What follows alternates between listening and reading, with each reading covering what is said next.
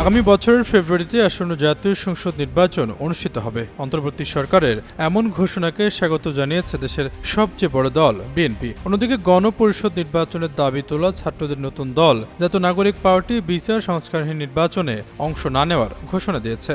আর PR পদ্ধতিতে সংসদ নির্বাচনের দাবিতে জামায়াতের অবস্থানও আরও শক্ত।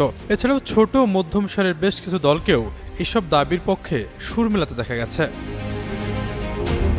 এমতো অবস্থায় রাজনৈতিক দলের নেতাদের মধ্যে চলছে কথার লড়াই। এরই মধ্যে বাংলাদেশে প্রচলিত পদ্ধতিতে নির্বাচন হতে দেওয়া হবে না বলে মন্তব্য করেছেন ইসলামী আন্দোলন বাংলাদেশের আমির ও চরমনায় পীর সৈয়দ মোহাম্মদ রেজাউল করিম। শুক্রবার রাজধানীতে এক অনুষ্ঠানে তিনি বলেন, বাংলাদেশের সিংহভাগ রাজনৈতিক দল পিআর বা সংখ্যানুপাতিক পদ্ধতিতে নির্বাচন চায়। তাই জনগণ পিআর চায় কিনা তা জানতে প্রয়োজনে গণভোট করতে হবে।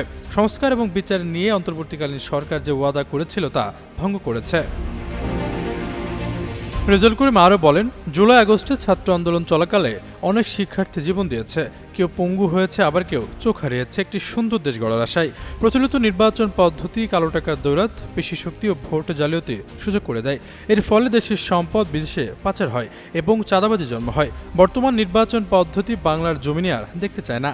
নির্বাচন আয়োজন নিয়ে রাজনৈতিক দলগুলোর মধ্যে মতানৈক্য থাকলেও অন্তর্বর্তী সরকারের পক্ষ থেকে দাবি করা হয়েছে, প্রধান উপদেষ্টার ঘোষিত সময়েই নির্বাচন অনুষ্ঠিত হবে।